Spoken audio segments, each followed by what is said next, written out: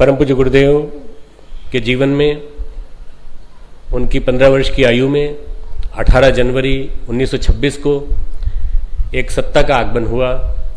अदृश्य शरीरधारी, सूक्ष्म शरीरधारी अदृश्य सत्ता जो केवल उन्हीं को दिखती थी और उनके अखंड दीपक के सामने आकर के प्रकट हुई।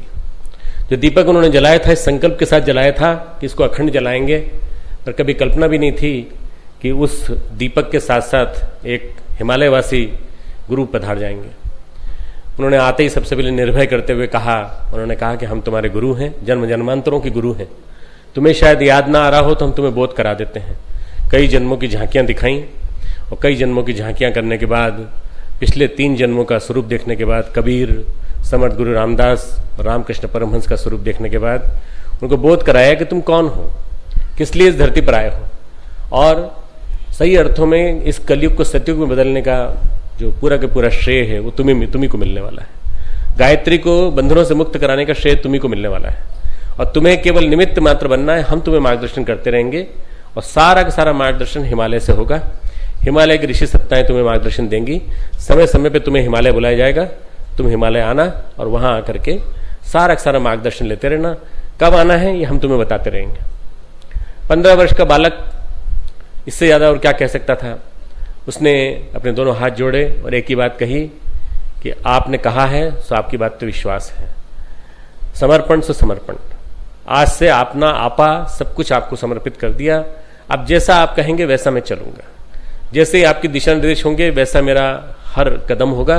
कभी भी इधर उधर नहीं जाऊंगा मैं, कभी भी मेरी गलत दिशा में कदम नहीं जाएंगे।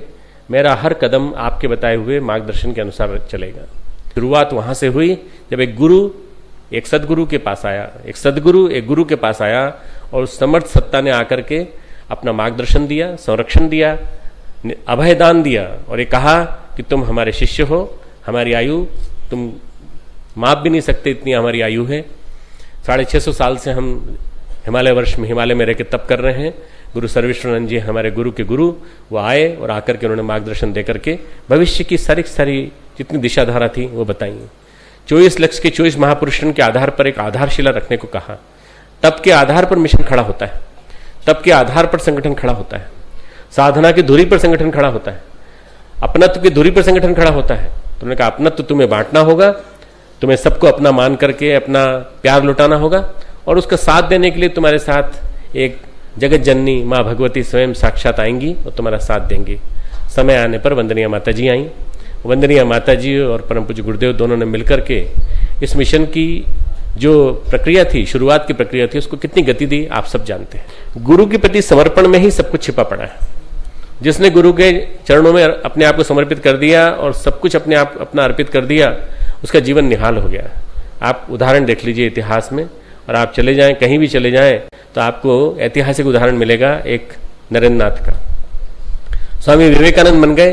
स्वामी विवेकानंद के भारतीय धर्म की, विश्व धर्म की पताका को उन्होंने फहराया। आज अगर हम में से कोई भी जा पाता है विश्व भर में, आज कोई जाकर के विश्व भर में अपनी बात कोई कह पाता है, तो उसके लिए आज से लगभग 100 वर्ष पहले, 100-125 वर्ष पहले एक महापुरुष गया था और उसने जाकर के अपने गुरु का मार्गदर्शन, गुरु का ज्ञान पूरा बांटा था। मित्रों, गुरु के प्रति समर्पण सबसे बड़ी कसौटी, शिष्यत्व की कसौटी है सच्चा समर्पण। जहां कोई शर्त नहीं होती वहां गुरु मिलते हैं। जहां कोई किसी प्रकार का कोई बदले में मांग नहीं की जाती, वहां गुरु की सच्ची अनुकंपा बरसती है। गुरु भगवान शिव और उनकी पहली शिष्या पार्वती। गुरुम शंकर रूपिणम, गुरु शंकर रूप होता है।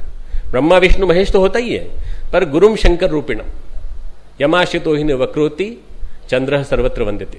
उसका जो चंद्रमा है सर्वत्र उसकी वंदना होती है। ये गुरु की वंदना है शंकर के रूप। ऐसे सदगुरु का हम ध्यान करें, नित्य नियमित रूप से ध्यान करें। ऐसे श्री राम शर्मा आचार्य जी को हम वर्ण करते हैं, उनको गुरु रूप में हम मानते हैं। मुझे आप गुरु दीक्षा दीजिए, आप साक्षात महादेव हैं, आप गुरु दीक्षा मुझे दीजिए। लगभग इसी रूप में वंदनीय माता जी ने गुरु दीक्षा ली और गुरु दीक्षा लेने के बाद शिव और शक्ति का एक समन्वय स्वरूप बनता चला गया। गुरु की महिमा ऐसी है। ये देश गुरुओं का देश, ये गुरुओं का देश, जगत गुरु हमारा भारतवर्ष इतना महान देश है मित्रों कि हमें अपने आप पे नाज होना चाहिए कि हम इतने महत्वपूर्ण गुरु, एक ऐसे सदगुरु से जो कि स्वयं परमात्मा के स्वरूप थे। गुरु बिन भव निधि तरे न कोई।